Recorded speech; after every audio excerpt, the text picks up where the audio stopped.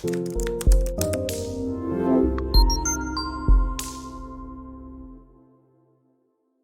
by Jenny. So Jenny, you came through this PEP specialist stream or something that was similar to it. I think understand that predated the current arrangement. Could you tell us a little bit about your experience with the program, please?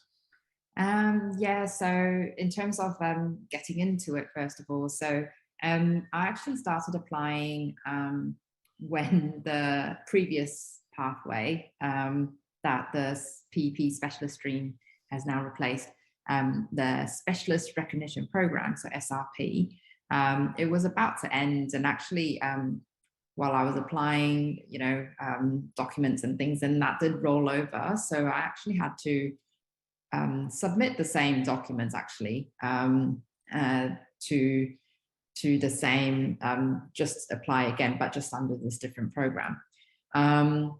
So the requirements weren't necessarily different actually, but just that it's recognizing that it's a different program. And then I think that was mainly, so I think I was one of the first 2 or 3 applicants in that pathway.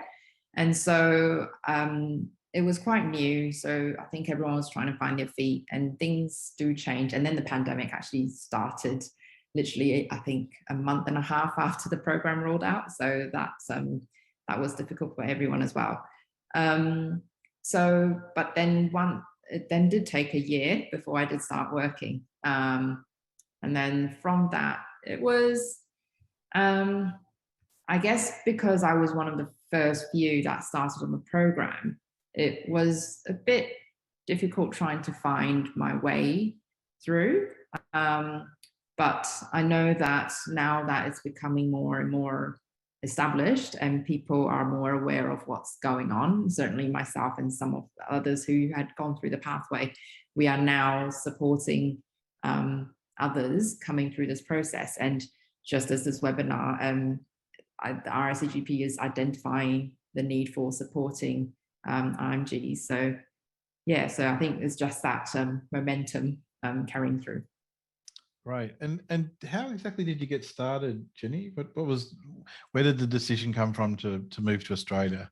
So my was actually family reasons, as well as I actually grew up in New Zealand. I went to the UK finding opportunities, thinking it was, I was 18, so I was trying to explore the world. I thought I could be so many, I don't know. But then, over time, having kids and all that, you kind of go, oh, I want to go back to where there's like a really good work-life balance, which I have subsequently found. And my sister's here, so that's been really helpful in helping me feel grounded. It's good to have some connections here when you get here. Yeah. Now, one of the things we were talking about off camera is that the system in every country is a little different, and it can be confusing knowing where to start and working out who's who in the zoo and who does what. And we had a slide up before, if we can maybe get that up again. But one of the things that you encountered was a bit of an issue, was working out the difference between the main organisations. So yeah, if we can pop that slide up, that'd be great. Yeah, so where did you start? Did you start with the Australian Medical Council, the Medical Board, or the college? Yeah, it was actually the AMC. Yeah, and then I got to know, and then and then the RACGP and the APRA I only began to really understand later on, when I had to start applying for registration. But yeah, AMC first, and then and then understanding the difference. So for UK attendees, the difference between GMC and how I think is it AMC and APRA together, they are. Yeah. So the General Medical Council in the UK does the registration, whereas the Australian Medical Council definitely doesn't do registration. So that would have been the first point of confusion for you. Although you did end up at the correct first spot, which is the AMC, which does the verification of IMGs. But I think that's important for people to know that it is confusing. I think it's probably confusing for doctors going elsewhere as well. But in Australia, we have I think three kind of two main bodies, two main government bodies or quasi-government bodies, and then the colleges that are involved in the process. So you've got the AMC, which does a little bit around, or does the accreditation and standards, and most IMGs will have to spend a little bit of time with at least to get their qualifications verified, and may have to go on and sit the exams if they're going through the standard pathway. Then you've got the medical board, which you usually encounter at the end, don't you? Because your next point is the college and going through the college assessment process. So, so hopefully that slide kind of just delineates things a little bit for people and explains it a little bit more than maybe they've experienced so far. So, how did you? So you got started by going through the AMC, and how did you go about working out your eligibility then?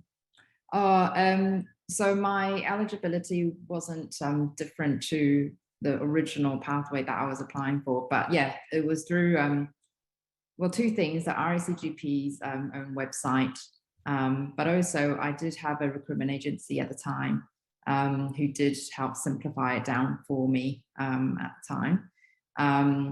And I can see now, so it's pretty well spelled out on the PEP specialist stream webpage. And it's quite clear now there. Like, well, to be fair, I think I was just, you know, as someone from another country, it can be quite difficult to navigate. And now I kind of know what to look at. And I guess this is where the webinar is helpful, because we're now directing people to the relevant website and web pages. So yeah, when you are there, it's quite clear the eligibility criteria. And did you, like, what were the bits that you found hardest going through the process? Was there anything particularly that you found challenging?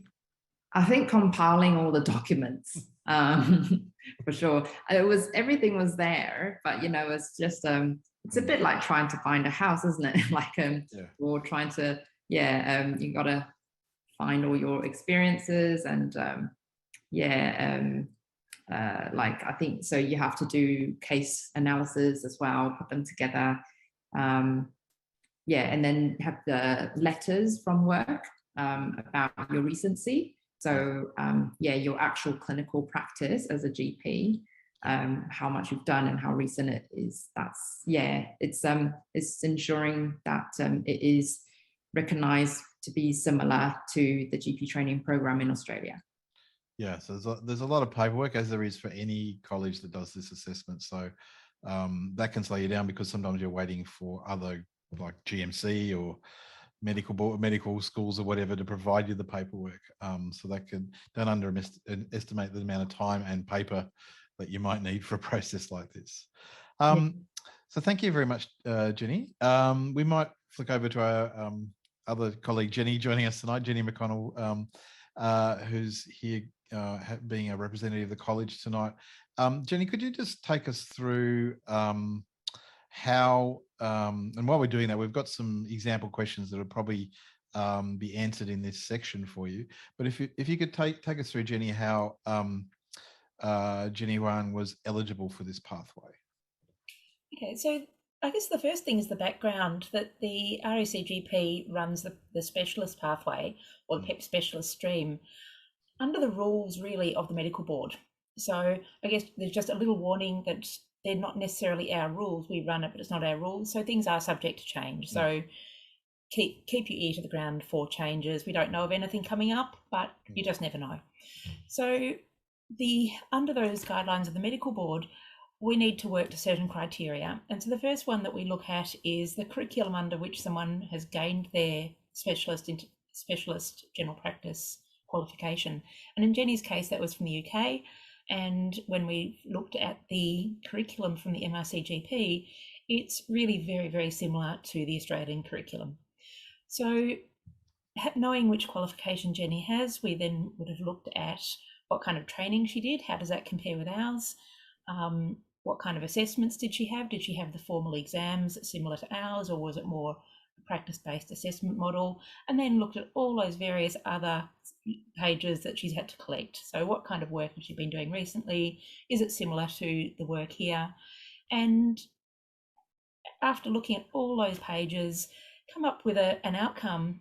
Is she considered substantially comparable to our fellows at the point of fellowship, or partially comparable, or not comparable at all. And so for those doctors who are considered substantially comparable, as Jenny was, she was required to do a 6-month period under, or 6-month full-time equivalent period under supervision. She needed to do a workplace-based assessment where someone would come into her practice. Tends to be done via Zoom now with the pandemic, but someone would observe what she was doing, talk to her about what she was doing, and basically check how things were going. And if that all goes well, then a doctor is awarded fellowship.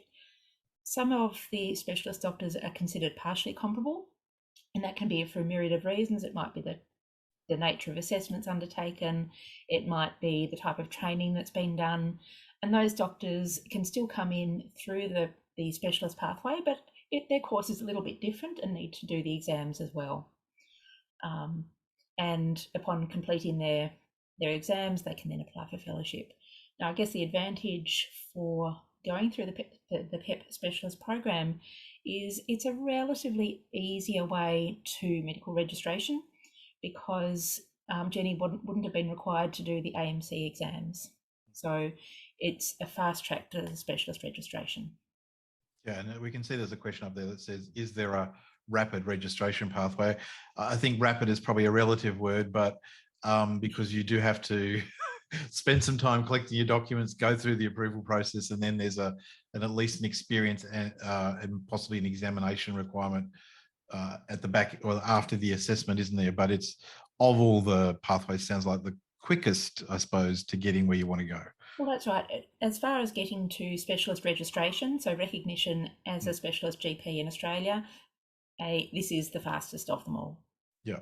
You can see there's another couple of questions there about completing GP specialist training in the UK or being a family medicine specialist trained in Malaysia. If you go to the college website, I think we'll drop the link in the chat soon about the page where the information about this program is. You can see that if you're in either of those sort of categories, a UK GP or a family medicine specialist from Malaysia, you may well qualify under the eligibility requirements. But as Jenny's saying, it's not just that you have that qualification, there are other steps that you have to go through. That's correct, is it?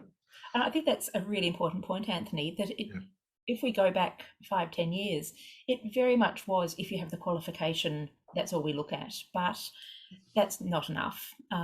Really, we're required to look at a whole host of pieces of information to work out just where a doctor slots in. Great. And you mentioned that there's no intended changes at the moment, but it's subject to the medical board and others. And so their medical board has the overarching role of setting the standards around what they use these terms: substantially comparable, partially comparable, and non-comparable.